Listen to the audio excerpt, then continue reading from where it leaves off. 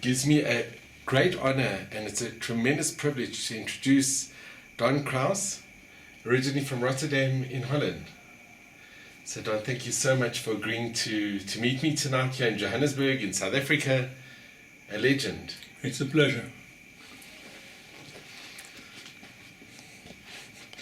So Don, you are the South African chairman of the Holocaust survivors in Johannesburg. In Johannesburg, yes. Yeah. And you were born in Rotterdam. In one of the suburbs. Can I ask what year? 1930. 1930. If you can tell us a little bit what you remember, your first memory from Holland, from those times. You see the big picture over there? Now, Rotterdam, the whole medieval centre of Rotterdam, was eliminated by the Luftwaffe in 1940. That picture was taken before 1940. I remember playing at the back there of the school, of that picture. I'm just going to, for our viewers, I'm going to just show.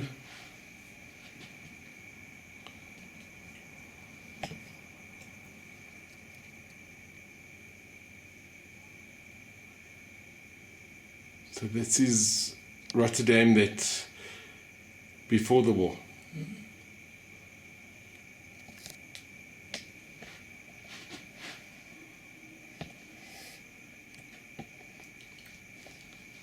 And did you grow up in a Jewish area of Rotterdam? Was there a Jewish area, or it was a mixed area? I wasn't aware of it. Okay. And My mother being English, my father being Hungarian, we weren't really all that involved with the Jewish community. Did you go to a Jewish school? No. And you went to only private school, primary school. And you had Jewish and non-Jewish friends? Yeah. As did my father. And did you grow up in... Was it a religious household or a Zionistic household? Not really. Zionistic, yes. But you were aware that you were Jewish? Oh, yes. A traditional household? Yes. But our home was destroyed in the bombing of Rotterdam. And about 6 months later, and we left to go to a city called The Hague. I don't know if you've been there. I've been. And listen, there are biscuits there are sugar there. It's all good. It's all good. Thank you very much. It's all good. You were around 10 years old. I'm sorry? You were around 10 years old at this time. When the war started, I was 9 years old. 9 years old. But I lived through the bombardment. We went to another town where my father had a half-sister. And we lived there with them. I went to school there for about 6 months. Then my father came back to Rotterdam and he restarted his business. He was a merchant of Persian carpets.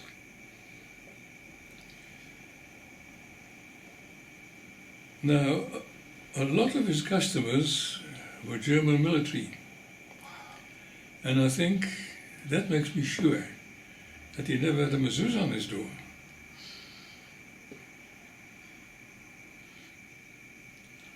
And maybe they didn't know that he was Before Jewish. the war, yes.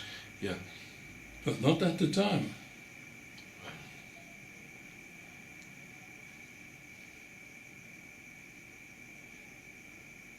And were you living in The Hague at this time when your father came back, or you came back with him to... He came back with him to Rotterdam. To Rotterdam. Yeah.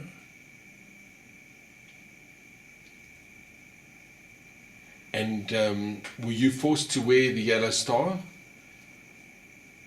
No, because the Hungarians were allies of the Germans.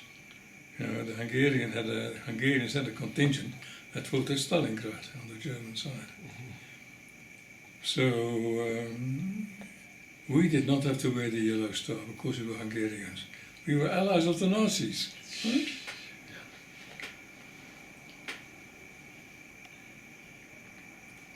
And then what happened after you came back to Rotterdam?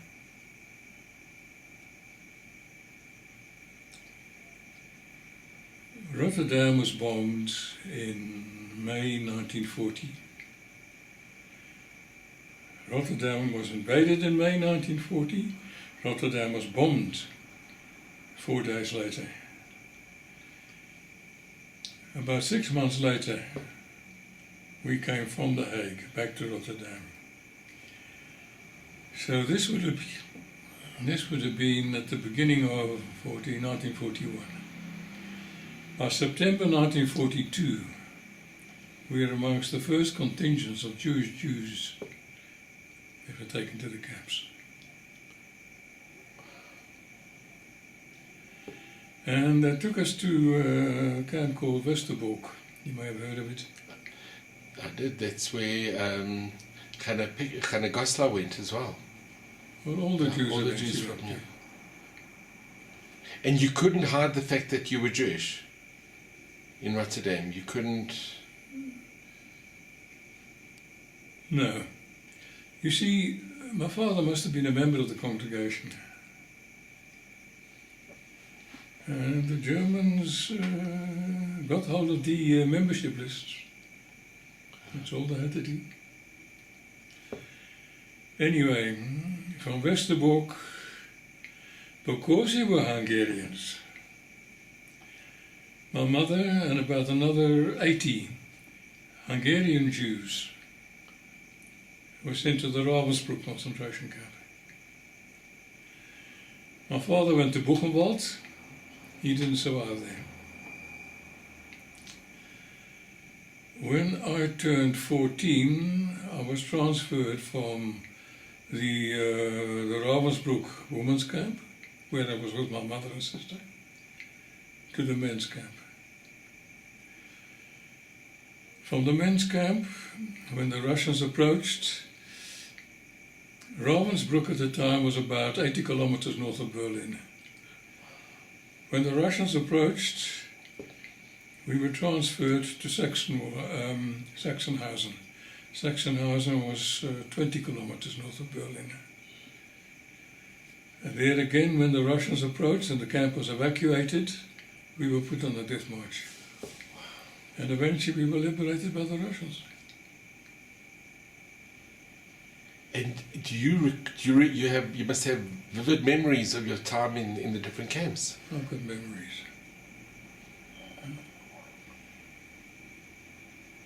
I managed to escape from the Sachsenwald camp, Sachsenhausen camp. I managed to get to the Dutch barrack in Sachsenhausen. And there they'd been virtually told to expect me and another Dutch boy. From there we went onto the death march. Wait, can I ask, how did you manage to escape?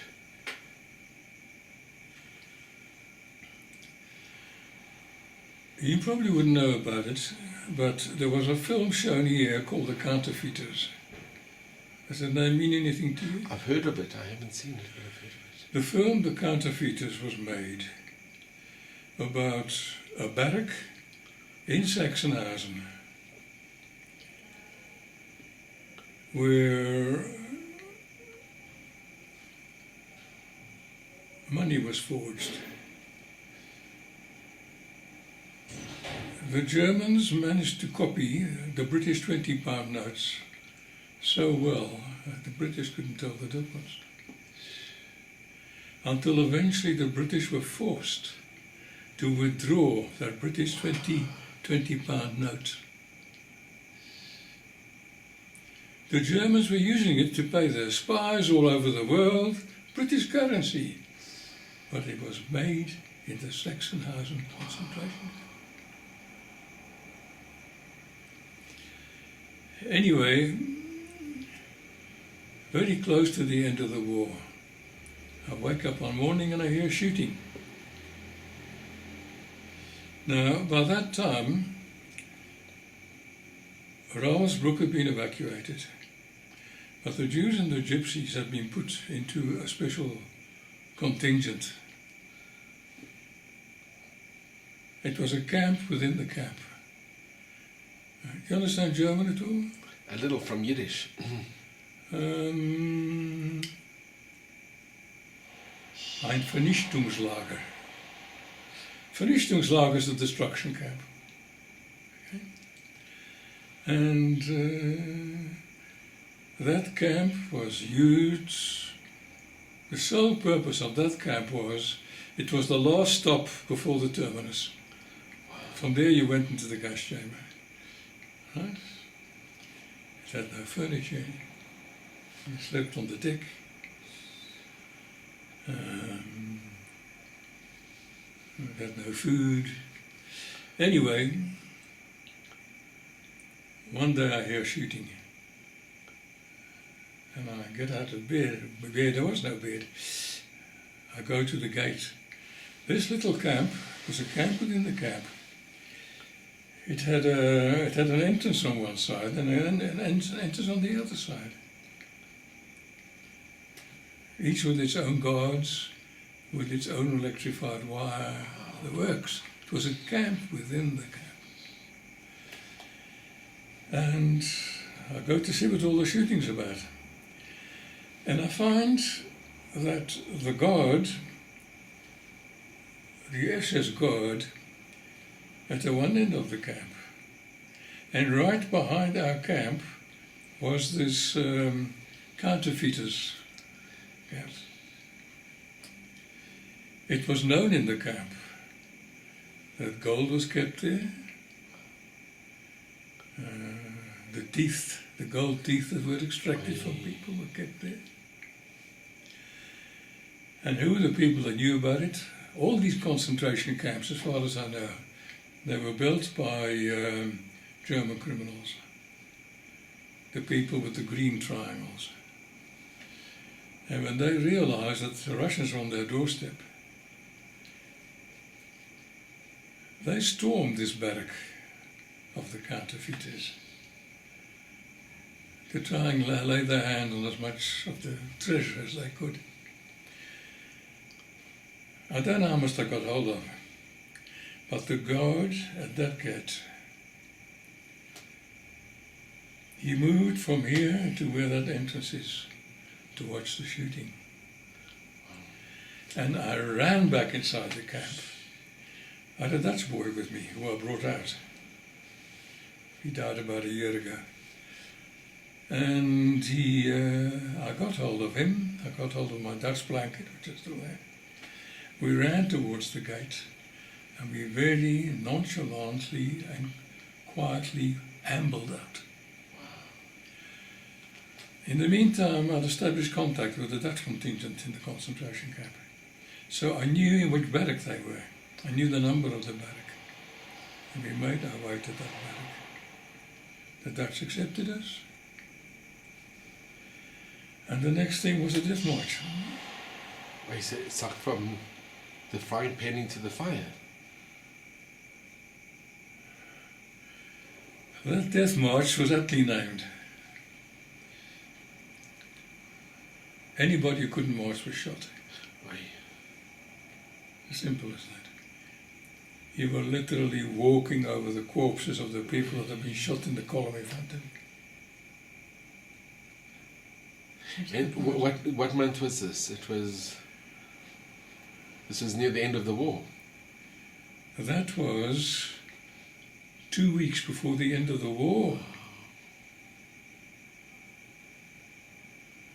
And the weather, do you recall? It must have been I'm sorry? The weather, was it very cold? It was, we were liberated on the 2nd of May. It was cold for it. When you were marching, did you ever think you were going to get out alive? You know, as a child, you don't think of these things.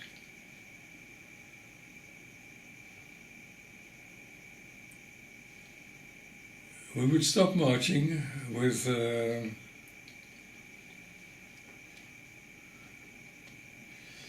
when the sun went down. I remember very distinctly, literally dropping where I was. Couldn't walk any further. Absolutely exhausted.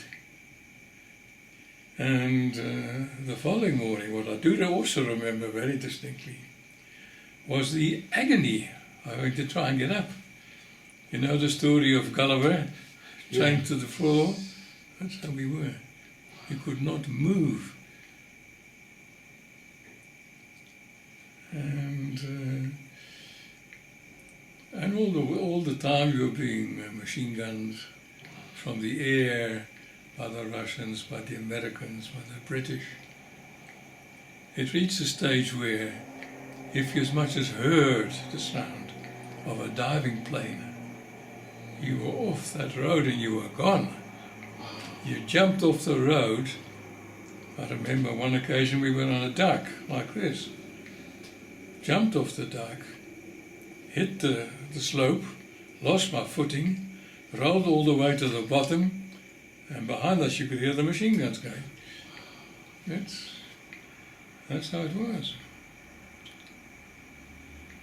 And could you run away? Was there any place to run away to? Yeah. But that death march lasted about 2 weeks. And we had a lot of experiences on that death march.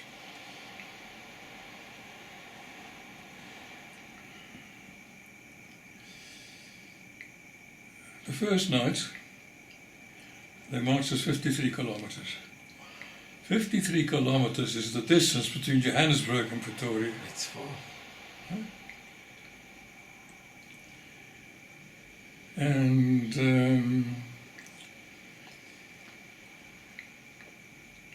well, I was so far gone I couldn't march. And then we came across a wagon. The wagon was loaded with possessions of the guards, the SS guards.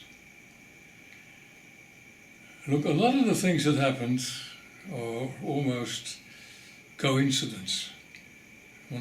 You're religious, you want to call it a miracle, you can call it a miracle. As our column marched past, the SS grabbed hold of me and they made me get on top of that wagon where most of the possessions of the SS were, and which had most of them already collapsed, fall on the ground. And they told me my job was to see that it didn't collapse any further. The last thing I remember was climbing on top of that wagon, and then I passed out.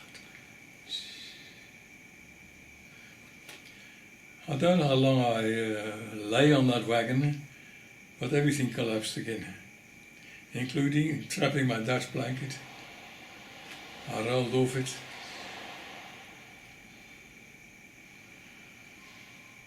The wagon was being pushed by the prisoners, so I got hold of the back of it. And instead of pushing it, I let it pull me. Wow. And then I realized that the SS rucksacks were hanging from the back of that wagon. There's one of them dangling in front of my nose. I looked inside. Oh yes, as the camp was evacuated, it was evacuated one barrack at a time. Every inmate of every barrack was given a sausage and a loaf of bread. But somehow, by the time that our turn came, there were no more sausages and no more bread. But I had this thing dangling in front of me. I waited, it was at night, I waited until the moon, a cloud had gone over the moon. I put my hand inside that rucksack. I found a loaf of bread, put it inside my shirt. The Dutch column was marching alongside. I went and I joined them. And that loaf of bread was the only food that we had, talking about 3 of us. You shared it? For 3 of us. You see, that's because you weren't selfish. even who's to judge? But you could have just gone off and just. But there were lots of things that happened that way.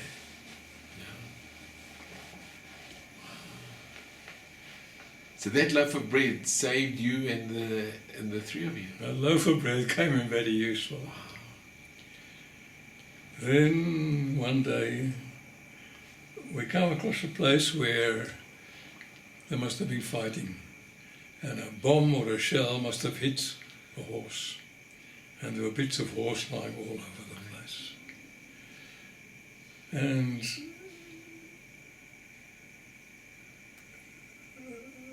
quite a few of us managed to get hold of these bits of horse, and we broke branches of the trees, and we carried this meat in pieces as it was on our shoulders until the sun went down. One of our group was an American Negro. Really? Yeah, and he offered to play the part of chef. On the death march? On the death march. Was he captured? Was he a soldier that was captured? Yeah. I thought he was a soldier. What he was, he offered to roast the meat for us. So we got to a farm, we got into the barns, and it didn't take long when we got this unbelievably unknown, wonderful smell of roast meat. Was this the first time you've really eaten? That, yes. For you? But no meat wasn't forthcoming. Sure. We waited and we waited and we waited. And eventually a whole lot of us left the barrack and we issued forth to go and have a word with our chef. He was nowhere in sight. But the meat was there. But then we realized why he'd disappeared. That meat was so tough, you couldn't even get your teeth into it. And I remember chewing that meat until I couldn't move my jaws anymore. And all we got was the juice. And to this day I say, if we'd have been able to lay our hands on that American Negro, we'd have eaten him. And you got a lovely one. Lots of things like that happened. Did you have SS guards still guarding you at this time? Well, there again, there was luck. This was now, we were liberated on the 2nd of May. By that time, the Germans were running so short of soldiers that they were literally scraping the barrel. And they took a lot of Germans from the concentration camps, actual inmates, and they stuck them into a German uniform and they gave them a rifle. Really? And they became our guards. But amongst them were people that we'd had sat around tables with. So they were not too harsh on us. Oh, there are a lot of stories like that.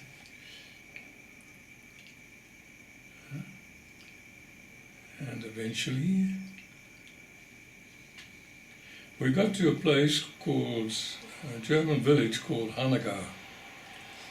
Hanegau is a place where the Americans and the Russian armies met. And what used to happen was, they used to get us up with sunlight. They used to march us the whole damn day.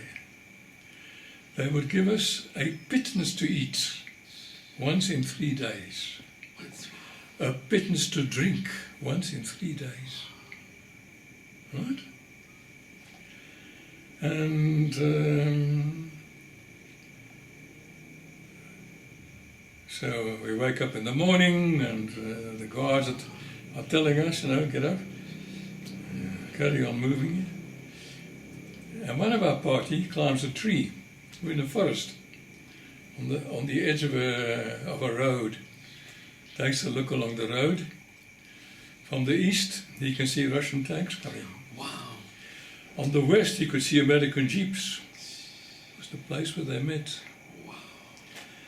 And he gets down from his tree and he tells the guard, he says, you go up that tree and see what we can see. And I remember that guard taking his rifle and standing it up against the tree, goes up the tree, has a look-see, comes down, takes his rifle, smashes it against the tree, throws the people away and walks. And the other guards did the same. Wow. Now, by that time, the boy that I was with, his name was Otto, and we were just about finished, we could hardly walk. And so we decided that we would stay in that forest for a couple of days until we could somehow recoup some of our strength. And so out of the 300 Dutchmen, 7 of us stayed in that forest.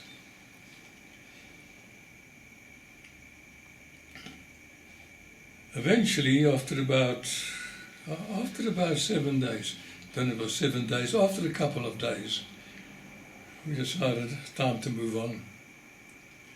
There was still fighting going on around there. And the other Dutchmen, seeing that there was still fighting going on, said they weren't prepared to stay. Of course, anything could happen at any time. Yeah. So the 7 of us, we walked. Now, this little village, Hannegau, we had marched through it when we were still under proper SS supervision. And the whole population of the village had turned out, to watch this circus. Now, the other boy, Otto and me, we weren't able to do this 53-kilometer business. And at the end of every column, there would be a couple of SS with rifles. And those who couldn't march were shot. Simple as that. The Dutch literally risked their lives.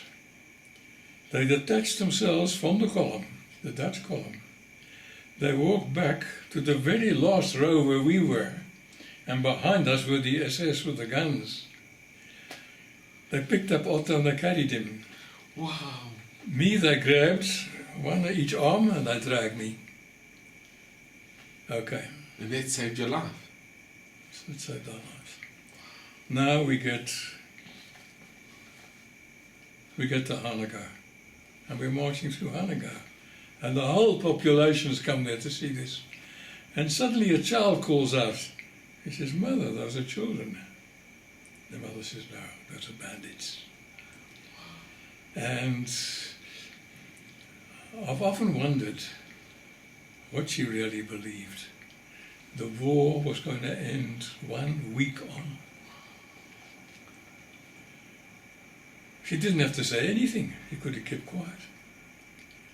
Was she afraid that the neighbors might hear her maybe not being too accommodating to this child? All she said to the child was, "Those are bandits."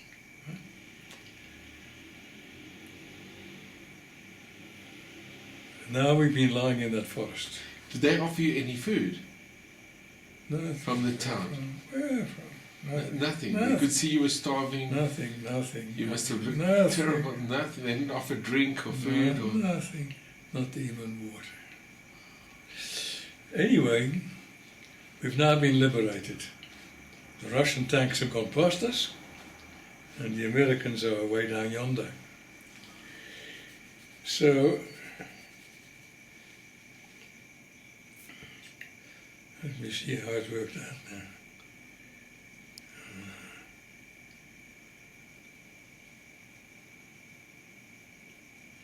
Yes, we started slowly marching out of that forest, about 7 of us.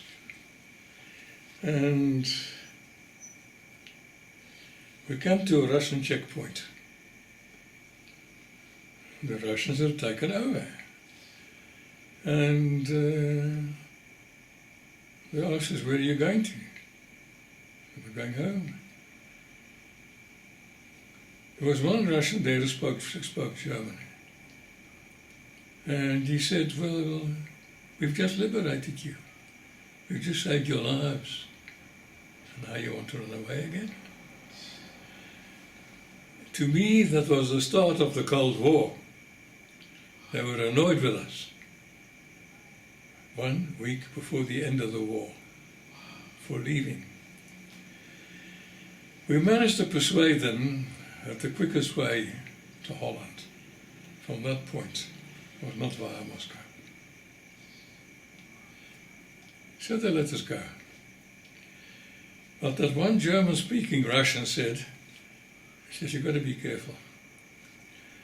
He said, further on, he says, the road is going to split. There'll be a fork in the road. He said, a couple of days ago, he said, a whole group of you Dutchmen came through here. That was the group, that was our group. And they ran into an SS ambush who murdered a lot. Wow. Now, while we were walking, we'd come across a group of Dutch SS. And some of the cleverer ones in our group had started swearing and cursing at these blokes.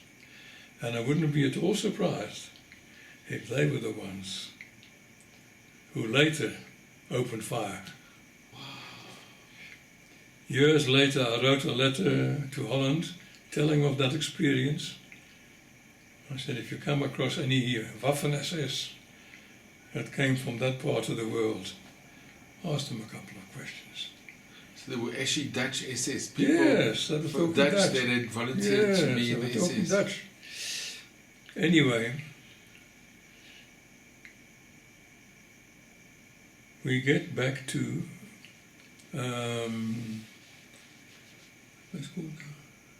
we get back to that German village.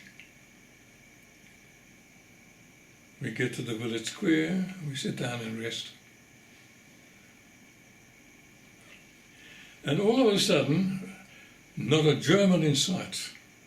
The doors were closed, the windows were closed, everything. They were dead scared of us. All of a sudden, a door opens, a little blonde German girl comes running out. Now Otto, look, I was 14 at the time, and people thought I was 11. He was 11, and people thought he was 6. That's what he looked like, right? For some reason, this little girl, instead of running to him, who's nearer his age, she makes a beeline for me. And she starts playing with me. And I played with her. And the Dutchmen stood around and they just watched us. It was such a normal thing to do. To hear, to play with a child. I had a little sister who was sure I would never see again. Maybe that influenced me, I don't know. After a while, she went back into her home. And some of the Dutchmen turned around to me and they said, how could you? You're a Jewish boy. How could you? Your whole bloody family's been murdered. And you sit here and you play with a little German girl. But I felt I'd done nothing wrong. And I was only too pleased to play with that child. It was such a normal thing to do. So true. Don Krausz, by this time, did you know what had happened to your mother and your sister? No. You know there was... There's one thing I was sure of. I would never see them again. Were you sure of that? Yeah. We were walking over corpses. Anyway, we make our way back to Holland. I don't go looking for family. We had a large family there. I don't go looking for family. I thought there's no point. What I do go looking for is the Dutch friends that we had, the Goyim. But the Dutch had had a very, very rough time during the Second World War. There was something called the Hunger Winter, where between 20 and 50,000 Dutchmen died of hunger. But anyway, I go one day and I catch transport to another town and I go and look up old Dutch friends of ours, the family Van Hulten. And as I say, I don't know what I'll find. I ring the bell, Mrs. Van Hulten opens the door. She looks at me for a while, didn't recognize me. Might have lost a bit of weight. And then she says, "Why, it's Don." She says, "You know, we heard from your mother and sister this morning." You heard that they shared that morning? They had been liberated by the Swedish Red Cross from Ravensbruck concentration camp. They were taken to Sweden. My mother's born in England. She eventually got her way back to Sweden, to England. From there, they contacted those same people.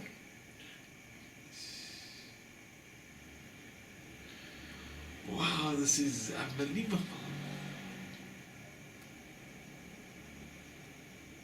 Did you manage to make immediate contact with your mother?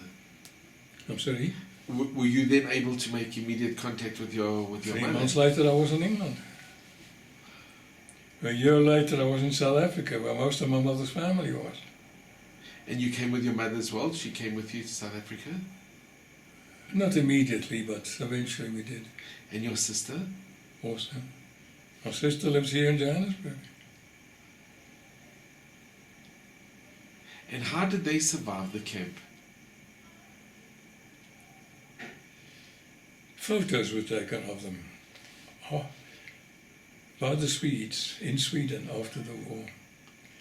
My mother and sister look as though they never lacked anything at all.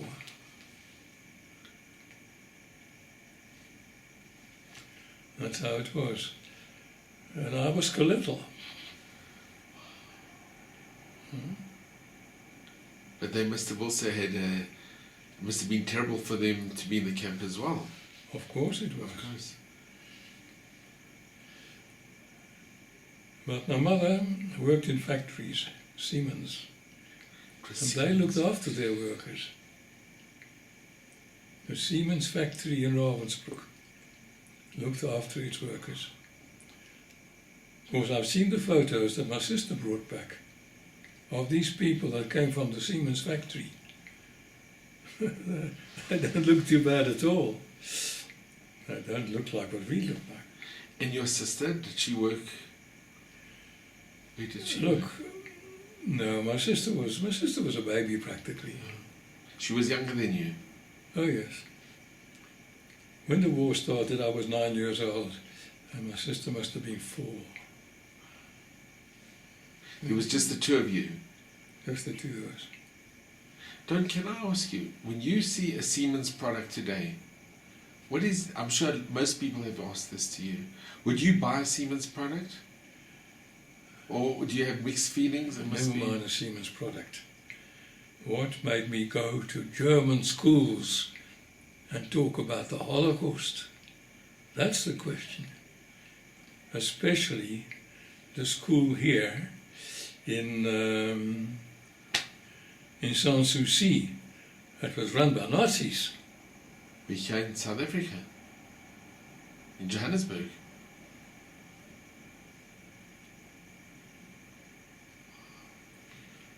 There are not too many survivors, I can tell you that story. But I felt that I had something to tell them. Not so much the teachers, the children.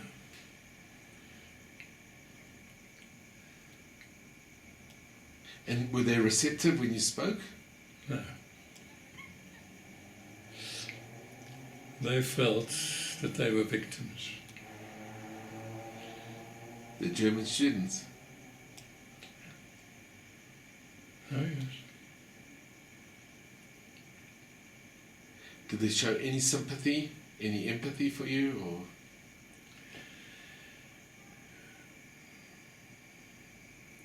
The headmaster of the Sanssouci school told me Look, I first phoned the bloke, told him exactly who I was.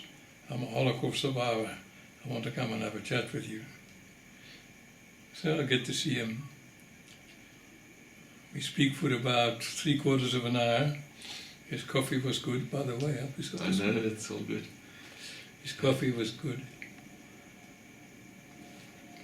And we got on very well together. Until I mentioned why I'd come. I said, I want to talk to your pupils. Now, the staff at the German schools, and I got this from the teachers, they were only here for 3 months at a time. 3 months. Might have been 3 years. Anyway, they were only here for a short time. Then they had to go back to Germany. So that headmaster said to me, if he'd have known what I was going to say, I would never have come across the doorstep. Really? And I'd asked him, I said, do you teach the Holocaust here? Oh yes. How do you teach it? Tells me how he teaches it. But then he said, had you known after I'd spoken, at the time there were 2,000 kids. It's a big school, 2,000 kids there. What year roughly was this? Sorry? What year was this that you went to speak to the school? Maybe 1985. Whatever it was, he made it clear to me. Had he known what I was going to say, I would never have come across the doorstep. And it took me another 20 years to get into that school. But by that time, the Goethe Institute had opened here. Have you been to the Goethe Institute? I see, I've heard of, yeah. And they went out of their way to contact the survivors. They've had a very positive... They were very positive. And very... And I got to know the man in charge there. And so 20 years after speaking at the German school, I phoned him. I said, look, it's now 20 years. I said, 20 years ago I got kicked out. He said, look, this is the name of the headmaster. This is the phone number. Phone him. He said, if within 15 minutes you haven't got an invitation, he says, you contact. And that's when I got back to the Johannesburg German school.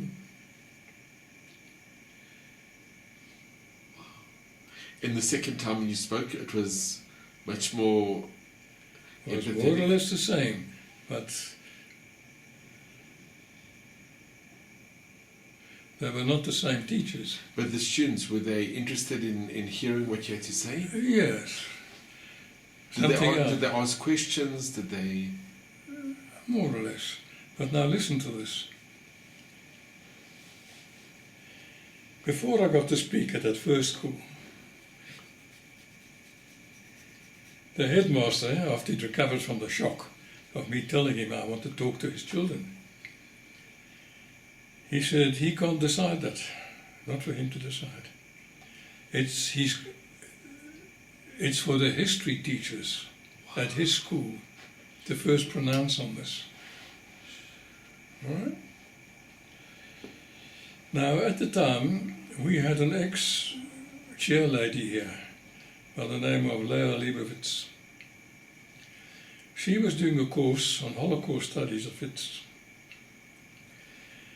And I started thinking, I've got to speak to the German teachers.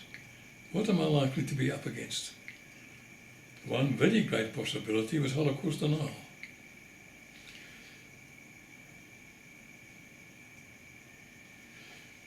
So I got hold of Leah Leibovitz.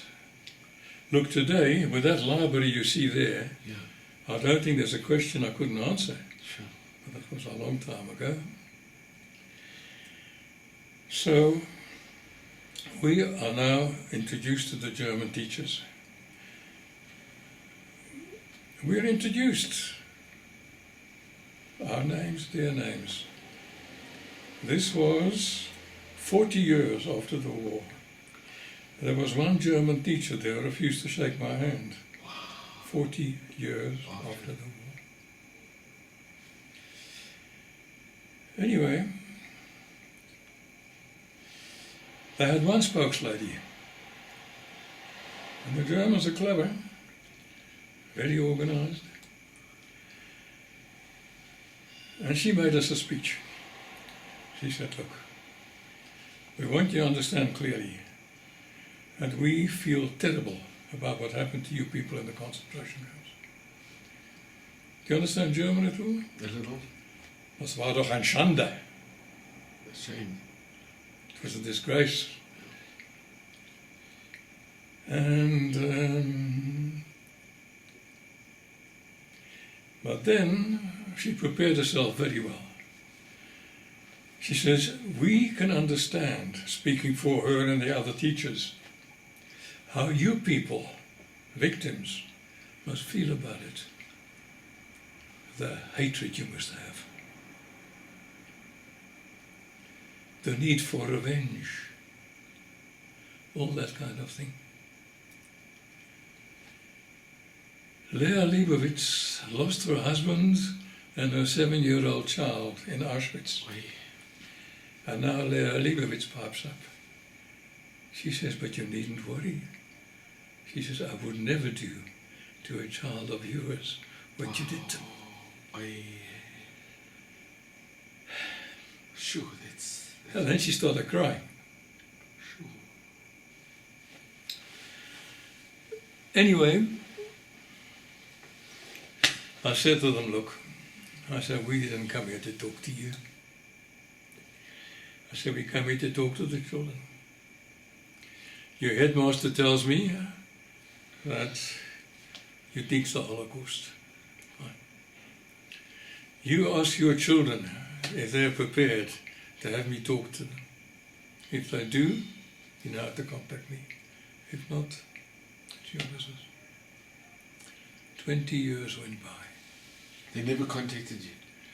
That's when the chap from the Goethe Institute stepped into the breach. And the next school that I spoke at was in Pretoria. Now, any school, I've spoken to more than 500 schools. Any school I speak at. All in South Africa? Here, Australia, Zimbabwe, all over the show. I've got something to tell. You were there. Anyway, any school you go to, if it's a school where you haven't been before, I'm sorry, am I holding you up? Not at all, not one. But this is... Have some more to drink. all good. Done well.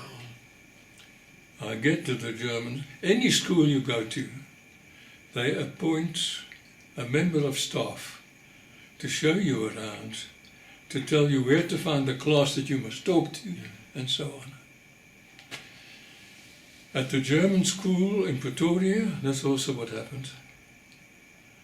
I was given a guide. Who was my guide? She was a Mrs. Schindler. Sure. Any relation?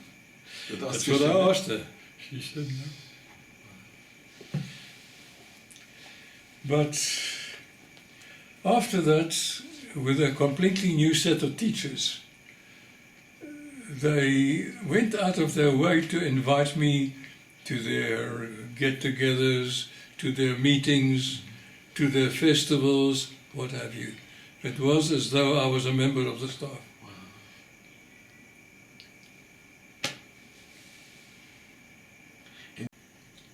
Don, I mentioned earlier that my wife and I were in Fellbach, near Stuttgart, for a big stamp exhibition of Germany and Israel, where they issued two German stamps with Israel on, and they had the Israeli flag. It was a special German-Israel joint exhibition. In honor of Israel. They issued a stamp which said Deutschland and Israel from the Deutsche Post, and it had a cancellation of the Brandenburg Gate and the menorah.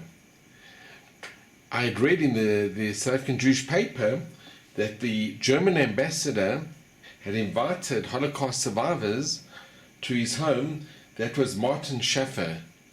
And I was very impressed with that article. And I was very impressed that he had personally invited them to meet the Holocaust survivors. So I contacted somebody said I should contact the embassy, which I did. And I said I'd like to donate I'd like to donate the original, the stamps with the first aid cover, with the cancellation from that very special exhibition. And they wrote back to me, and we made an appointment. And then they said, unfortunately, he's not here, but the head of the cultural department of the German embassy would like to meet me. So last week I met with Herbert Bernhardt in the embassy in Pretoria, and I gave for him and for the ambassador the envelope with the cancellation, with the Brandenburg Gate, and with the menorah, and the 2 stamps with Germany and Israel. And they were very appreciative. And I think there has been a tremendous change in the perception of Holocaust studies and Israel and Germany.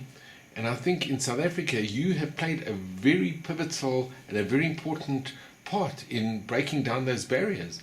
By you personally initiating the contact, it took tremendous courage from you. You are a tremendous hero. For you to do that, it must have been extremely difficult. And it was an obligation. But that's the type of person you are. You did something that is not comfortable, and you were not paid to do it. I think you did it because you really wanted to do it. You wanted to educate the future generation, German generation, and to tell them a bit of the history that they would understand. And I think you broke down barriers. There's one thing I haven't told you. Pretoria School. It's a bit of a long story. We've got as long time as you want, as much time as you want. After the war, I was contacted by a German woman who was lecturing at a German university, and she wanted to investigate child survivors. How she came to me, I don't know, but she did. We corresponded until the day she died, maybe a year ago. She was living in Germany? Sorry? Where was she living? She was living in Germany. And we corresponded for many years. Now, here was a woman, she's an intelligent person. She's at the university, she's lecturing. She's written books. I've got one of her books here. And we discuss many things. And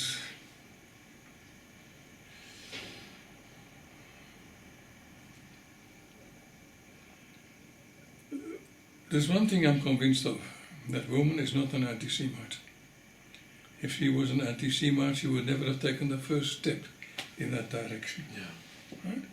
We didn't always agree on what we wrote to each other, but it was a cordial, friendly conversation that extended for years. And when 2 years ago I was sent to Poland, my intention was that from Poland, instead of coming back via Israel, I would go to Germany and look her up. But I wrote to her and there was never an answer. I assumed that she must have died. I mean, she was older than I was. Now, one of the things that she wrote to me that nearly put an end to that conversation was, here's a woman that's gone out of her way to investigate the fate of Jewish children in German concentration camps. We know today that 1.5 million of those children were murdered, never mind died, right? Yeah. And she writes to me, she says, we are not monsters, meaning the Germans. When she wrote that, I could have said, is that so? Yeah. Thanks very much. Thanks for the memory type of thing. But then I thought, this woman is not an anti-Semite. She wouldn't have taken the first step in that direction otherwise. Why is she saying that? There must be a reason. So I started reading up on the history of Germany from 1918 to 1933, when Hitler came to power. And I came to the conclusion that the Germans had a very, very rough time. They needed soup kitchens in the streets, right? Their finances came to nothing. The unemployment was something like 60%. They had problems. Not only that, I was born in 1930. About 1931-32,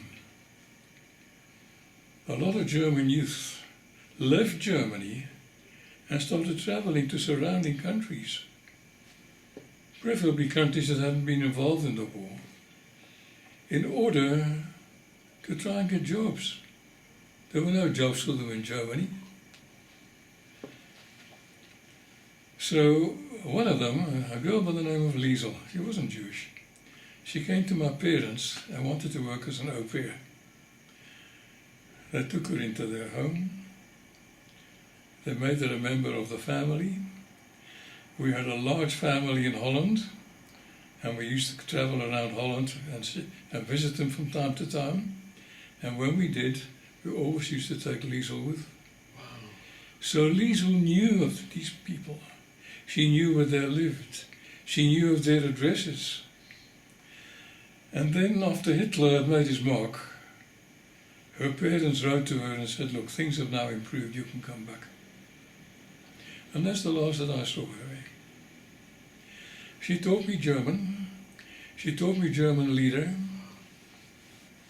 She was a member of the family. Now the war's over. I come back to Holland.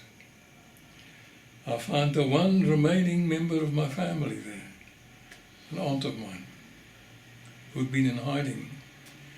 And she tells me how before I got back to Holland, one day there's a knock on her door and there stands Liesel. She recognizes the girl. She wants to invite her in. Liesel doesn't want to come in. She only got one question.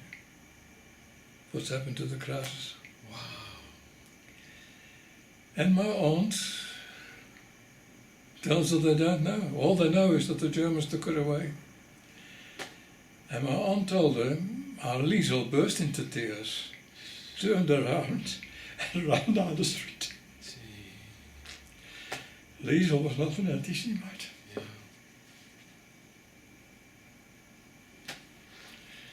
So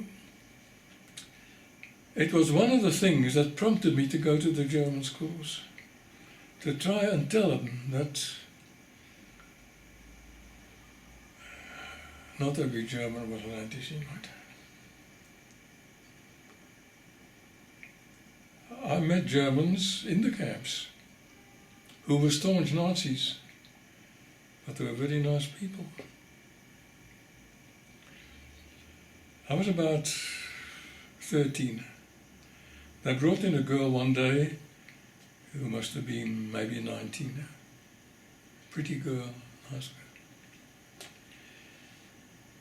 girl. I was wearing the Morgan David, right? Didn't put her off. We used to have many a conversation. But I knew I had to be very, very careful what I said to this girl. She was not Jewish. No. She was a German girl. She was a Nazi. A Nazi, wow.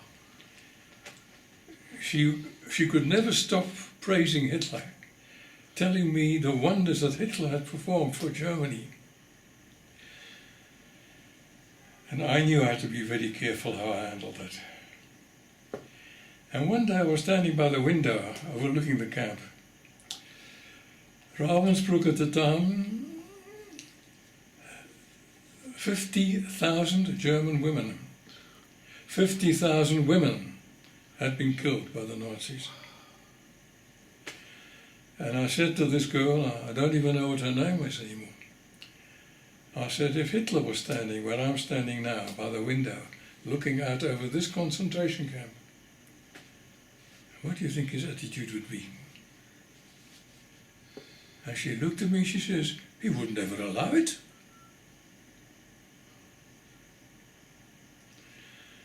It was things like that that changed my outlook. I know what the Germans have done. I've got books and books and books on it there. My father was murdered. 40 members of my family were murdered.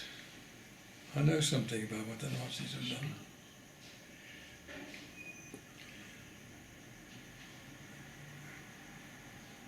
But I felt an obligation to talk to the German youth. And that's why I went to the German schools. The reaction differed. Some of them saw themselves as the victims instead of me.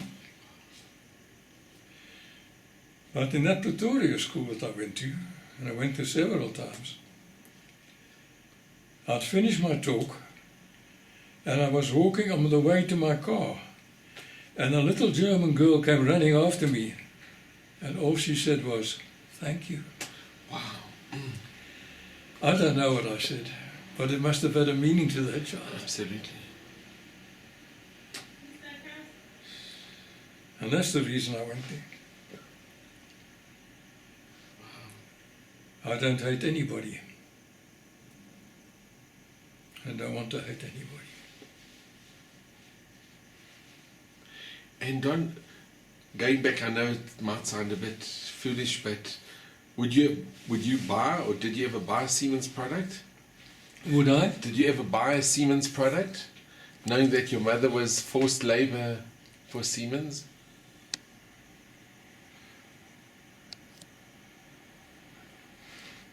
A boss of mine You can continue.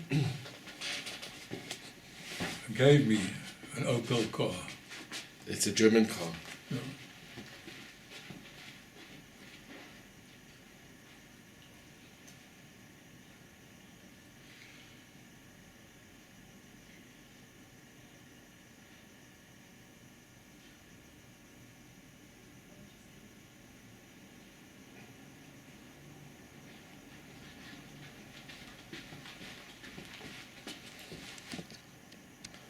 Don, I asked, knowing that your mother was in the forced labor for Siemens, have you ever bought, or would you ever buy a Siemens product and a German I prefer product? not to. Okay, because your mother was in forced labor. Maybe yes. And maybe because your father was Murdered. murdered, yeah. Not only my father and 4 members of his family. The entire family.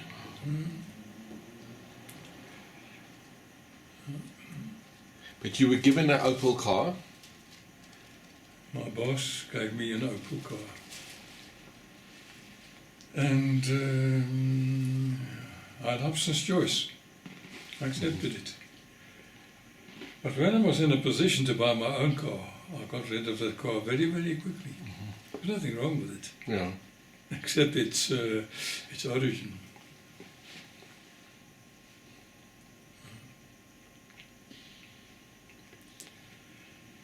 I've had a lot to do with Germans since then. My neighbour here was a German. We used to have talks together. We got on well together. I tell him about the camps, and he told me how when he was a soldier, after the Normandy invasion on the Western Front. Sure. That's interesting. It's people, human beings. And you developed a friendship with your I neighbor. didn't develop a friendship, but I certainly didn't hate him. But you spoke to each other. You had Spoke to each other. Yeah. I don't hate anybody. I don't want to hate anybody. That is such an important message that you give. Come, I want to show you something.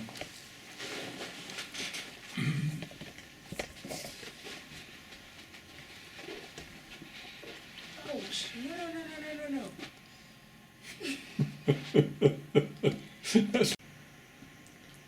Don, you call it a coincidence, but I think it's a miracle. I think it's Mina Shamayim. That's the difference between you and me. I'm actually convinced it is.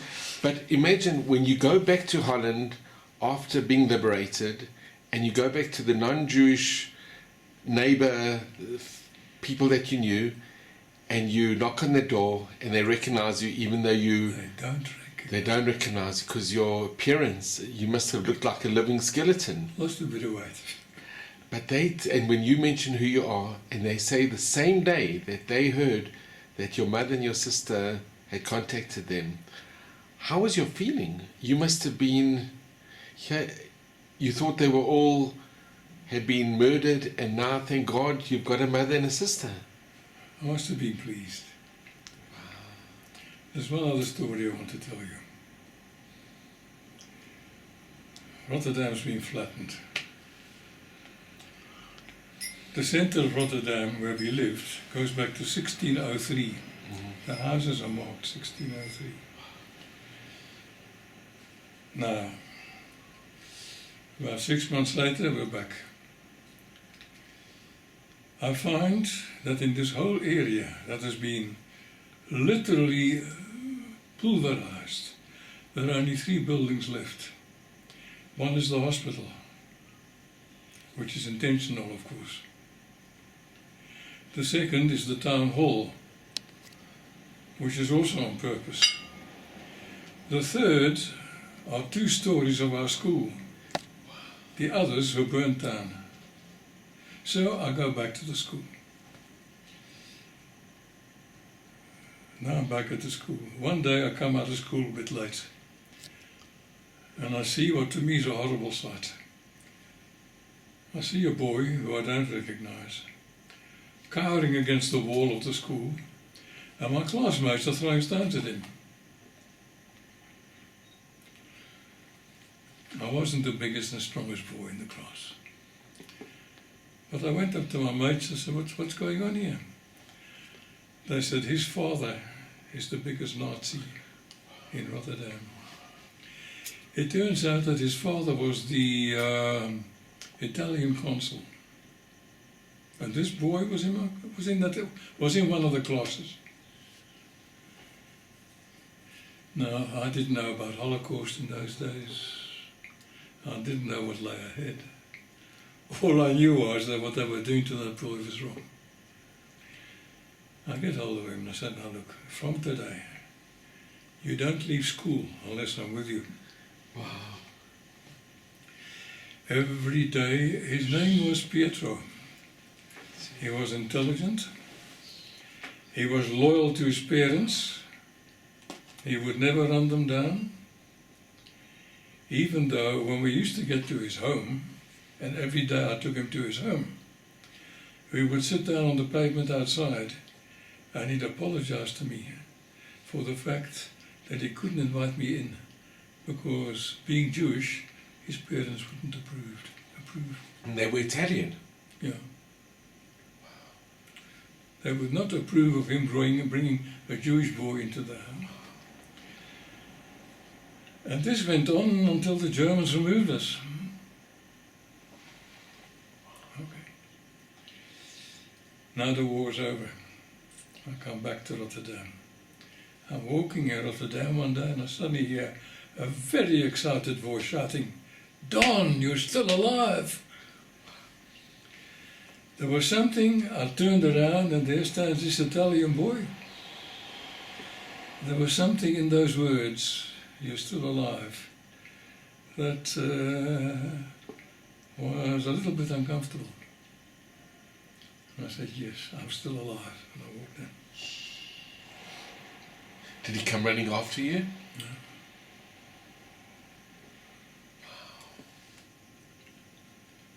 But you could see he was pleased to see me. There's no reason why I shouldn't have been. But he didn't want to ask where I you did were? not. The implication of those words, "You're still alive," It's difficult. was more than I could take. I said, "Yes, I'm still alive." And you never met him again?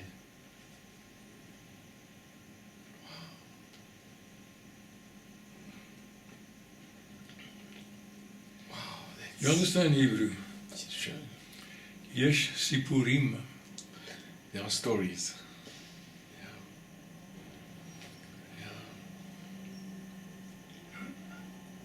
When you heard that your mother and your sister were still alive, I mean, thank God that you still had a mother and a sister. How did you manage to get to England, to meet them in England?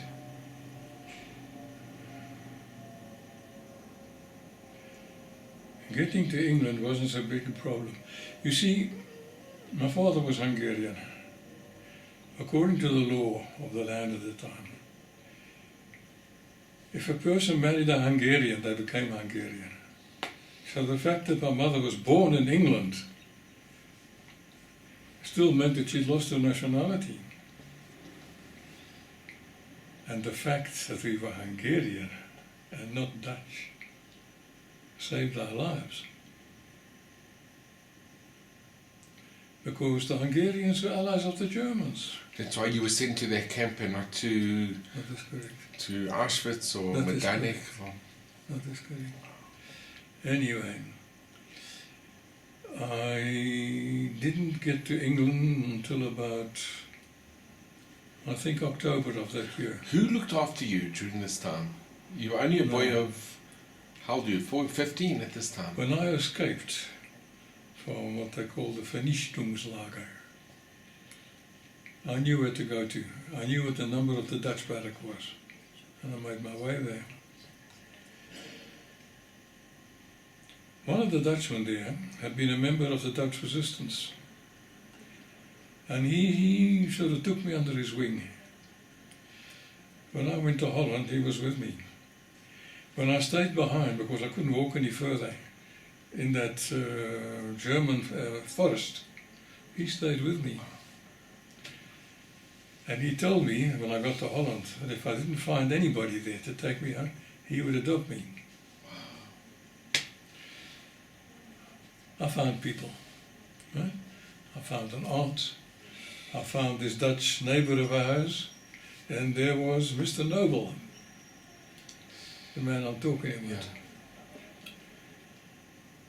So I got to England must have been around about October, I think it was. Thanks to Mr. Jan Smuts.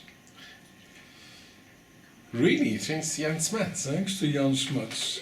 If you could tell our listeners, how did Jan Smuts have an It took influence? us about a year for me to get into South Africa. But how did you go to England? Did the joint, did the To Jewish the organ- military aircraft, a military Dakota. they took you from Holland to England? Yeah. And then I must tell you something else anyway. You know your way.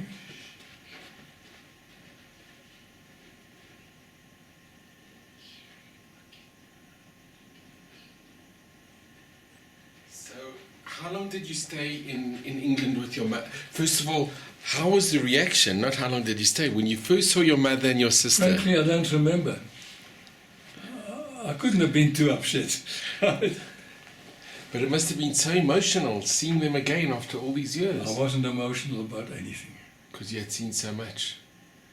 You had Look, witnessed. my job in the camps was to remove the corpses every morning Oy, at the age of 14. oy, my God. I was unemotional about it. At the age of 14, It I was your joined the job. Gevre Kadisha. Wow. God, that's unbelievable. Huh? Now, But did you feel, I mean, being separated from your mother and your sister for, it was a few years, did you feel an immediate bond with your mother and your sister?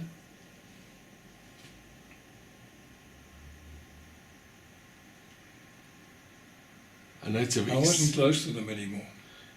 which is understandable. Mhm. Did they ask you questions, what you went through? No. Why? It took me about a year from England to get here to South Africa. The family in South Africa had been advised by members of the Jewish community that the condition of Holocaust survivors was such was best not to regurgitate any memories. Of course, it would upset them and all sorts of other terrible things with them. What it did do was this. I got to South Africa, I went to school here. From school, I went to Rhodesia. An uncle of mine had started a factory there. I ran that factory for him. When I came back, when I got married, my wife was working for one of the top psychiatrists in this country, a chap by the name of Zalman Wolf. And between the two of them, it didn't take them long to work out that I could do with a little bit of help. And he put me back on my feet again. I didn't want to know anybody. I had no friends. To this day I don't make friends. I don't feel the need for it. But you had told your wife before you got married, you told that you were a Holocaust survivor. Oh, yes. She knew. Oh yes. Look, when I came to this country I joined up on him. And it didn't take them long to work out. And if you see the pictures taken of Harbonim where I participate, I'm the only one there who's not smiling. And can I ask, what school did you go to? Highlands North. Highlands North. Practically a Jewish school. And did you tell any of your schoolmates that you were where you were during the war? Not at the time. Nobody knew? Nobody knew. Nobody asked? But then one day something happened. We had an English teacher, a Miss Benson. And this was at the time when the Irgun got hold of 2 British sergeants and hanged them. But that was in retaliation for what the British had done. Whatever you want to call it. They didn't just get hold of Miss Benson cancelled the English lesson that day. And she told us how the whole of the Second World War had been fought by England on behalf of the Jews. Wow. And you sitting in this lesson? I'm sitting there listening to it. Now, my English still wasn't too good. I didn't argue with them. I was in a class with South Africans, of which at least 1 in 4 must have been Jewish. Yeah. Highlands North. Sure, it was a very Jewish, Nobody said a word. And I thought, this is ridiculous. So I got up on my hind legs and I gave Miss Benson a bit of an argument. And she got very upset with me. Started shouting. She said, you don't know what you're talking about. I said, I know exactly what I'm talking about. I was there. And this went on for a bit, and it became quite a heated exchange. And then I became aware of other kids in the class shouting at me, Krausz, sit down, shut up. I looked around me, it was the Jewish kids. The Jewish kids? What do you say? Then I sat down, then I shut up. Class is over, everybody leaves, I'm the last one out of the class. I walk out of the door, all the Gorsha kids are waiting for me. And frankly, I thought this was a lynching party. I'd been through that before in the camps with non-Jews. And all they said to me was, tell us about those camps. The non-Jewish kids? Not one Jewish kid there. Wow. And I spoke to them for about 15 minutes.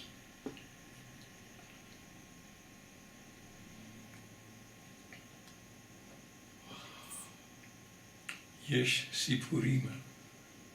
And the teacher, did she ever apologize to you, or did she ever... Not apologize. There was one Jewish teacher in that school. He got hold of me afterwards. he took me into an unoccupied schoolroom, and he conducted a conversation with me in whispers. What happened? What did you say? What did they say to you? And he was a captain up north, Mr. Ralston. And he didn't give you support? Well, I left school and went to Dublin.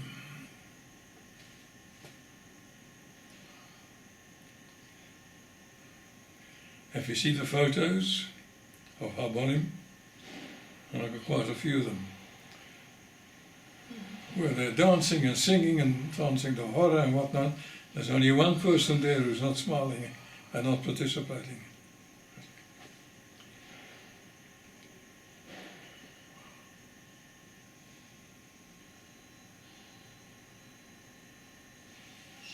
Understandable. It's very understandable. What isn't understandable? I went to Israel. I lived there for 4.5 years. Really? You went. This is before you were married. Yes. Yes, I was completely. I had my dira there, I had my flat there. I was completely at home there. Where were you living? I was actually based in Tel Aviv, but I was drilling for oil, and so I was moving all around the countryside. Let me show you something.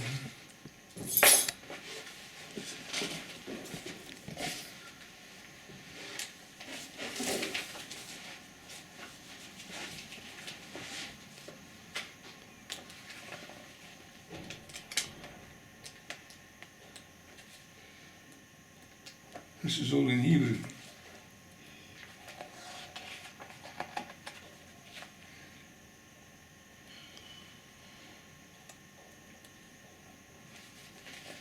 This is my job. Dirkman. This bloke, I worked with him. Really, in the picture? We had this book in my grand's place, yeah. Wow. This is the height of a 10-story building. Wow. And that was my job, Dirkman.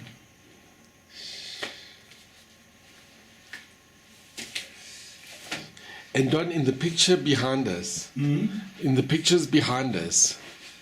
All right. These are my parents. These are my wife's parents.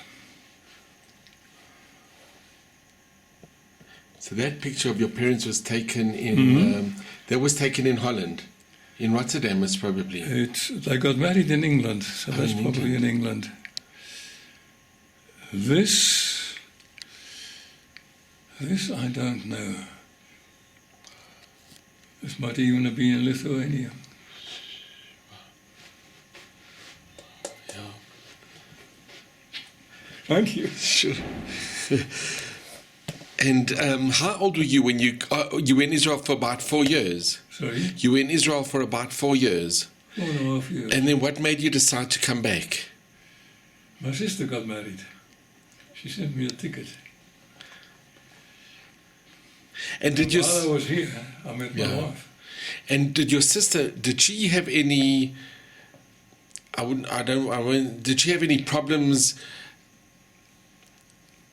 making friends, becoming more South African? Did the war? She's got friends, but I'm not sure that I'm one of them. I'm sure you are. I'm sure you're the closest friend. But at school, did it affect her the same way it affected you? It also affected her. Yes. It must have affected She's her. a very pretty girl. And there was a lot of resentment. And she spoke up for herself. Resentment by the other South African girls? I'm sorry? Who resented? The other South African, her classmates? She was actually in Rhodesia at the time. Because we lived there for about 4.5 years. In which city in Rhodesia? Bulawayo. Bulawayo. Yeah, she went to a school there, and they weren't too happy with her. And she wasn't too happy with them. Why weren't they happy with her? Maybe anti-Semitism.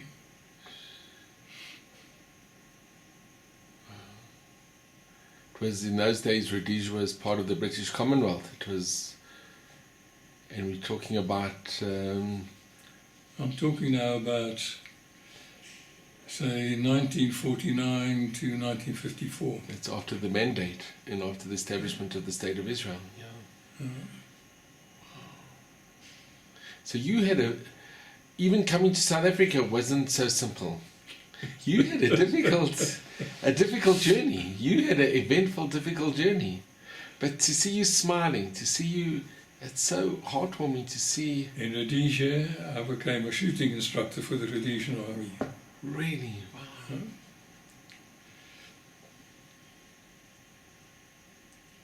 And where did your sister get married? In South Africa? Or Rhodesia? She got married in South Africa. And you came back to live in South Africa? I didn't want to. I was settled in Israel. But these people were old and sick.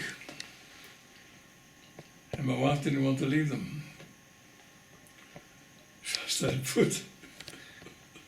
And how old were you when you got married? I must have been about... asking me a question now.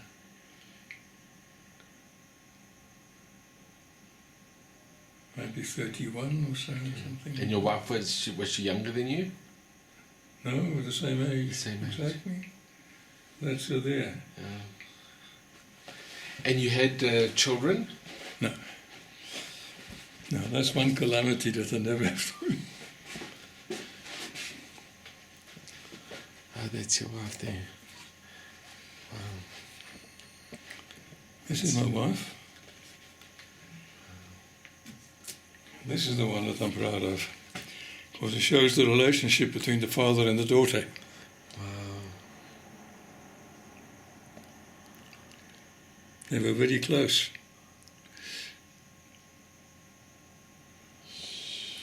It's amazing. So He was a fine man, this. Can you tell us who's in this photo? Yes. This is... Can you explain to us who's in the photo? Sorry? Don, can you explain who's in the photo? Yes. Well, his name was Levy. That's his wife. That's his other daughter. These are his grandchildren.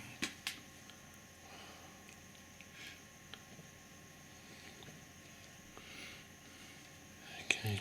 I'm not in the picture. Why aren't you in the picture? You look at this and I'm going to the toilet.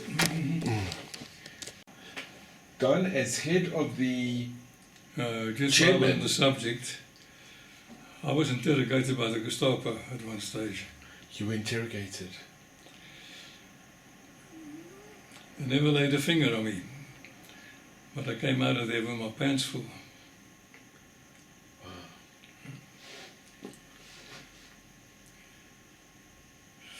You've got to be lucky.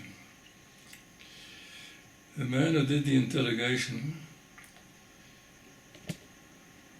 he took me into an adjoining room.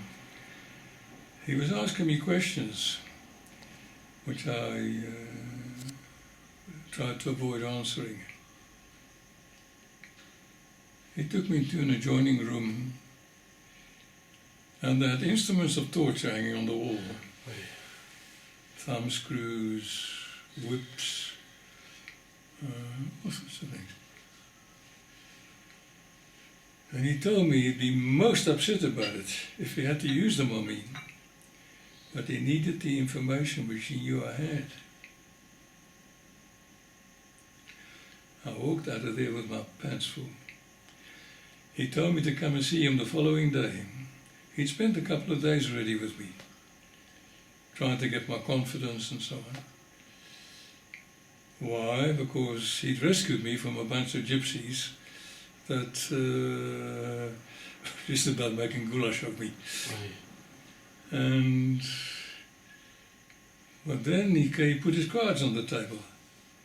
He knew that I, having lived with the gypsies in the same barrack, he must have known which ones of them had diamonds. And he wanted those diamonds. and I did not feel under any obligation to contribute to the German war effort. So I denied all knowledge. And that's when eventually he took me to the other room and he showed me what lay ahead. He told me to come back the following day and to think about it very, very carefully, what he'd said to me. I come back the following day and he's gone. That's how he's been replaced. Wow, that's another miracle.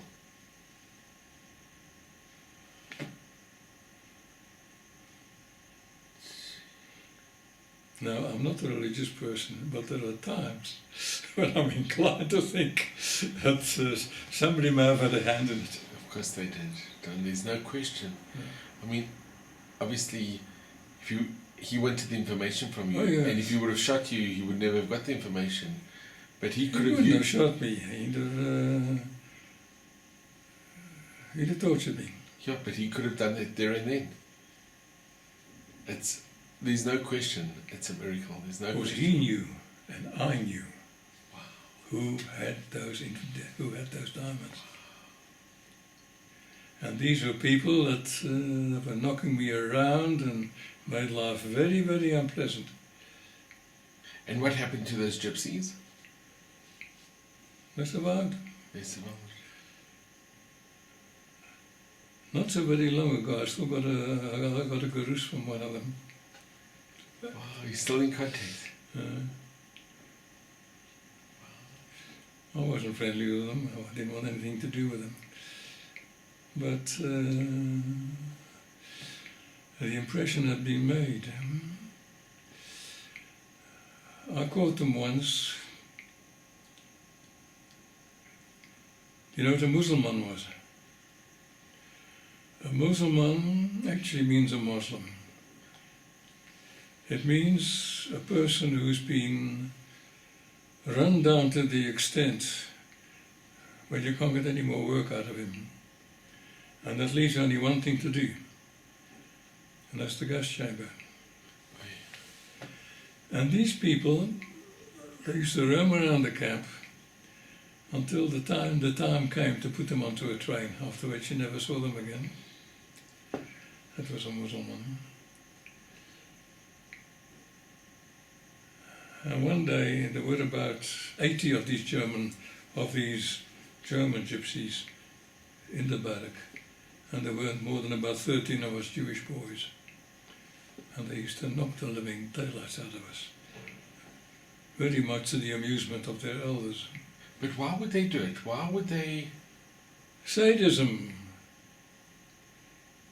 They were German gypsies. They'd been in the German army until somebody discovered they weren't pure Aryan. Oh, yes. Yes, Ipurim. So even though they were in the same camp, they still had Their families had been murdered in Auschwitz. and they still took it out on Oh, Jewish yeah. boys. Anyway, one day one of these Muslim men walks into the barrack,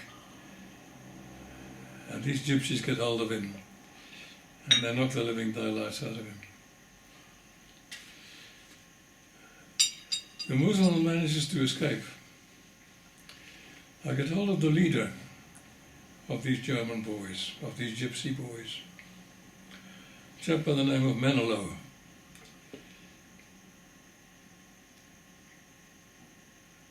And I said to him, now supposing I said that the roles would have been diverse, it would have been 80 of us and 17 of you. I said, and we'd get stuck in to one of yours the way you got stuck in to that Muslim. What would your attitude be? Or would be horrified. The following day, that same stupid Muslim walks into the barrack again, and the same thing happens. Years go by. That boy who I brought out of the camp with me to Holland, he used to go and talk in Germany, give lectures there. And he met up with the gypsies again, and they declared him an honorary gypsy. Where he fitted in the word honorary, I don't quite know, but he was now a gypsy. The last time he was here, a couple of years ago, he said, "I've got a good news for you." This boy, Menelman. Well, Wow. strange, isn't it? Very, very strange. Yes, he still remembered. Yeah. Something I said there must have impacted. It struck a chord, yeah. That's incredible. Because they were as cruel to their own as they were to us, the German gypsies. And I found out later from European gypsies that they wanted nothing to do with those German gypsies. The German gypsies. Yeah.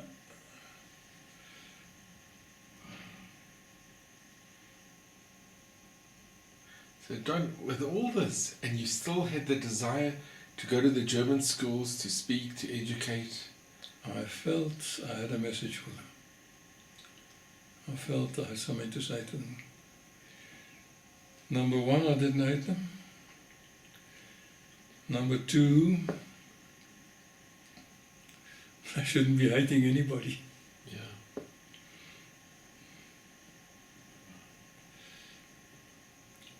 And that's where, to me, one of the most gratifying moments was when that one little girl came running after me, and all she said was, "Thank you." Thank you. She wasn't a gypsy, but she was a German. She was in the German school in Pretoria. And that's what she said, "Thank you."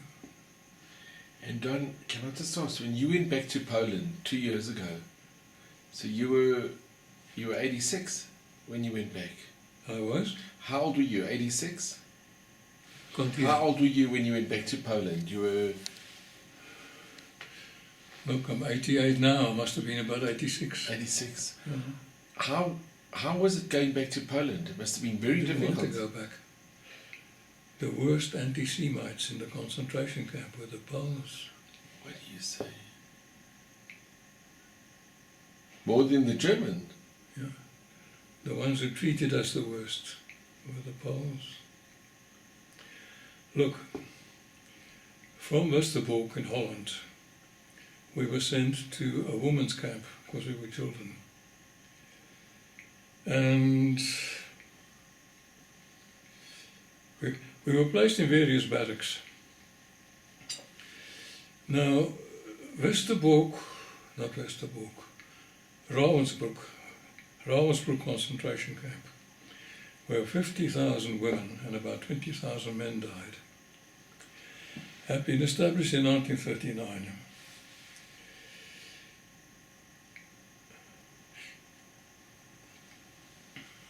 Like most of those concentration camps, in the beginning, it was established by German inmates, political opponents of the regime, criminals, and so on. The Jews came afterwards. The reason I'm telling you that is this, that by the time that the Jews arrived there with their children, the inmates there hadn't seen their own children for years. They couldn't keep their hands off our babies. I mean, we had children there in nappies. And they wanted to be with those children all the time. Goyim, Non-Jews, yeah. purely Goyim. They wanted to be with the children.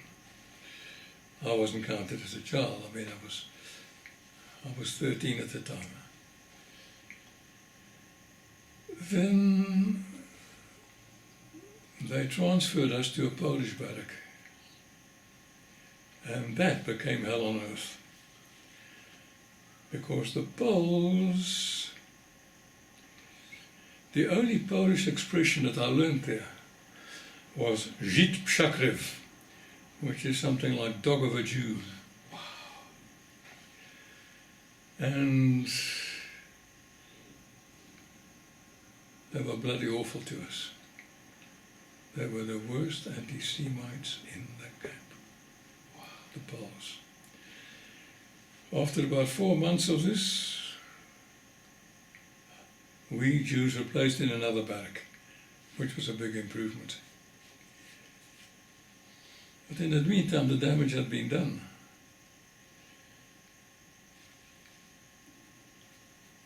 And we were virtually in the hands of those Poles.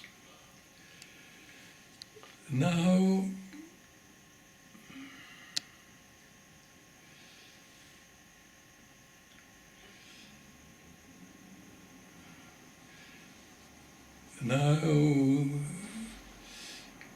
I'm asked to go to Auschwitz.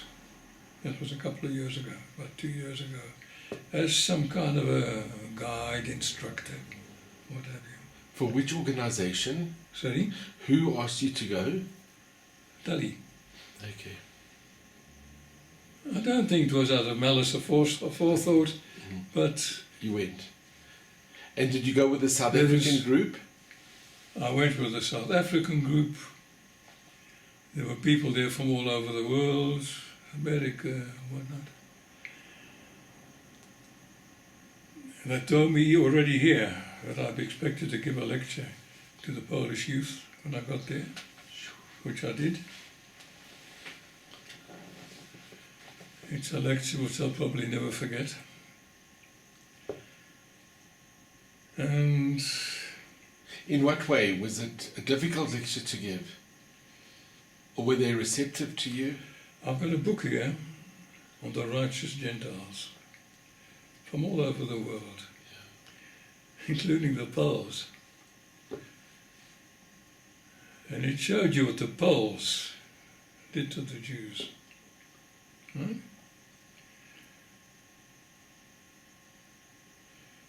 When I was asked to give that address to the Polish youth in Poland, I took with an extract from that book and I gave it to them. Sort of put that in your pipe and smoke it.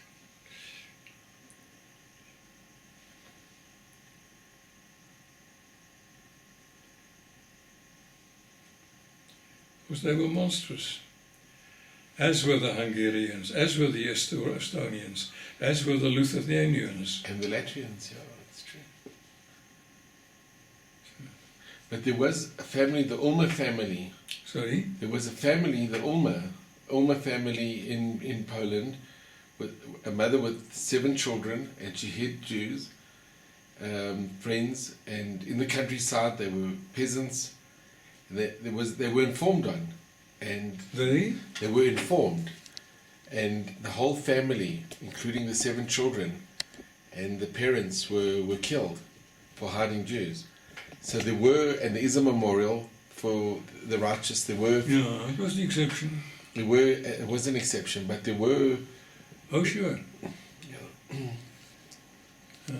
But your experience in the camps, I mean, you had the real experience with the Poles in the camps, and it was I would terrible. say the Poles were the worst. Sure. Now, I get to Poland. Never been to Poland. I read books and books on Poland. I've spoken to people who came from Poland, they were in the camps. I know what the story is. I'm more interested in the reaction of the Poles to us than being shown the various statues and what have you. So when we are taken for walks around various cities in Poland, I'm not so much looking at these. Would you like some more to drink? It's all good. I'm not so much looking at the statuary and the places where the ghettos had been, and so on, and the camps that they took us with, and the places of slaughter. I'm looking at the Poles. Because the time when we used to leave our hotels to go walking around Poland was about the same time as the Polish working class was going out. And I looked at them and they looked at me. Sorry, they did not look at me. I looked at them. And I saw how they would avert their eyes from us. And those who did not avert their eyes from us, you know, we wore Magane David. Those who did not avert their eyes from us did not look upon us with favour. That was the Poles as far as I was concerned. And when you gave the talk in the school, how was the reaction to the children? Look, those children were handpicked. And I gave them an example of how Poles treated Jews.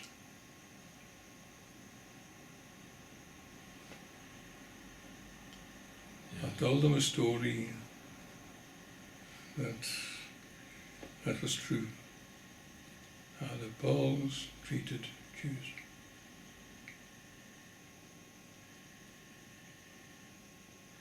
There were stories even after the war when the Jews came back Kiels? and they were killed, sure. Kiels? Yeah. You know, I mentioned Kiels. The Jews returned from the camps to Kiels, and the Poles there promptly killed them. Yeah. After the war. After the war, sure.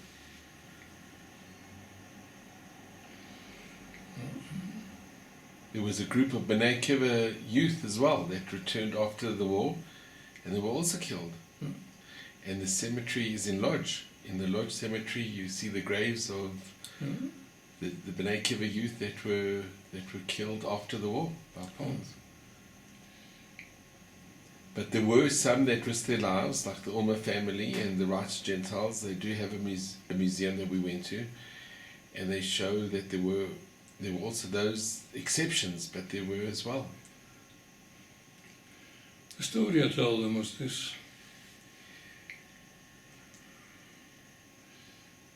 There was a Polish nurse. And one day a man who used to work in the forests brought her a Jewish baby that he'd found abandoned in the forest. She was a nurse, she was not Jewish. She took the baby and she looked after it. Now the good citizens of the village where she was pointed out to her that there's one thing you mustn't blame the Germans for. They got rid of the Jews. You know, it was a mitzvah. And it's now up to her to get rid of that Jewish baby. She refused. I think her husband divorced her because of it. The other citizens in the village threatened to come along and kill that child. This is fact. I think her husband divorced her. Eventually, to save both herself and the child, she went to stay in another village where the same thing happened. She eventually made her way to Israel, where she converted. Gee, that's unbelievable. That was the story I gave them. Wow. You know, sort of put that in your pipe and smoke it. Yeah. Sure.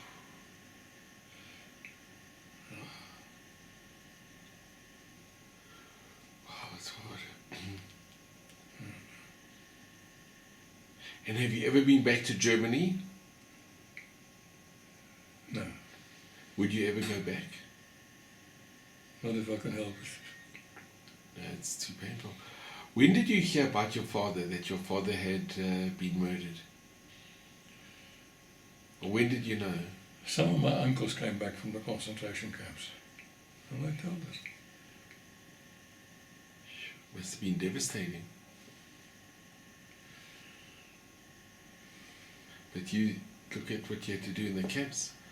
You were surrounded with death. The most devastating part was that they told me that he was a Muslim. He had reached a stage where there's no going back anymore. That was my father. That is par for the course.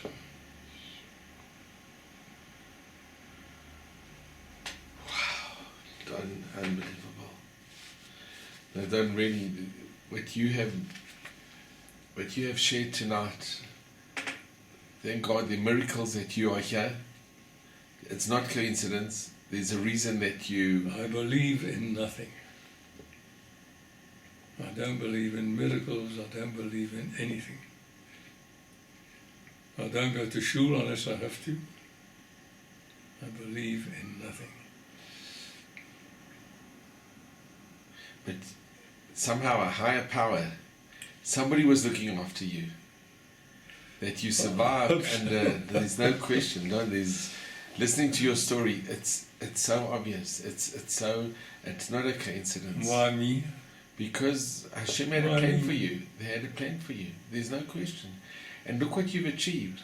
There are 6 million questions like that. I know.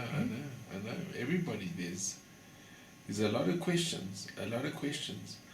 But I've met people that went through and remained their faith. They still remain very committed. All I can tell you is this. It took one of the top psychiatrists a long, long time to put me back on my feet. And I remember one occasion when I told him a story, which to me was hearsay.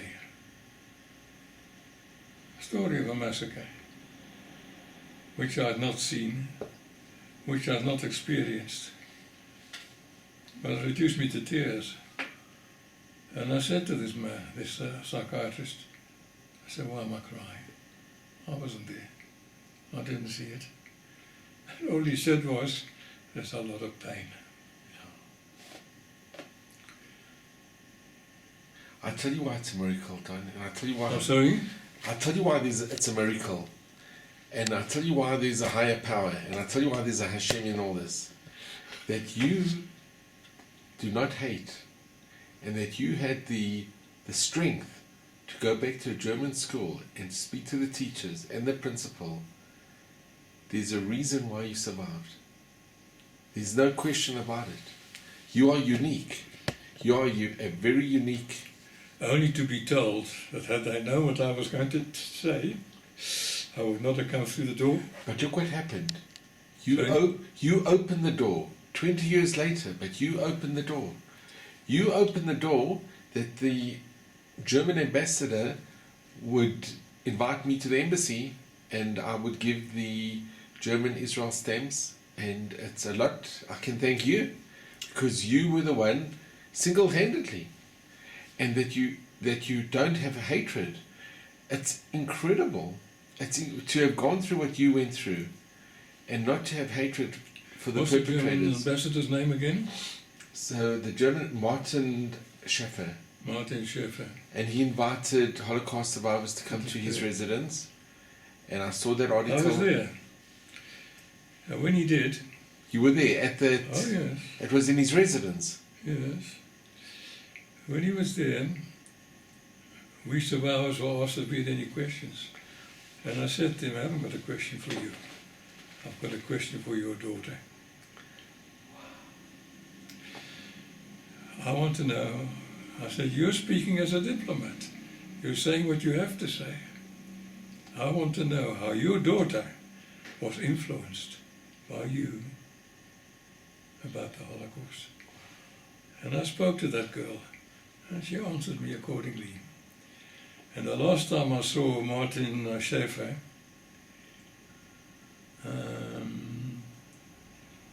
was the commemoration of Auschwitz. And I was watching him very carefully. And the last thing that he said was, when he spoke to us, when he sort of asked for forgiveness, and how sorry he was about what had happened. And he mentioned almost in an undertone, and for what my family did. Wow. And I went up to him afterwards. I said, I want to thank you for coming. I want to thank you for what you said. And I want to thank you for your sincerity. Wow. For your honesty. Wow. Yeah. That is moving. Wow. It must have been quite an effort for you to say that. Yeah, for what my family did. Wow.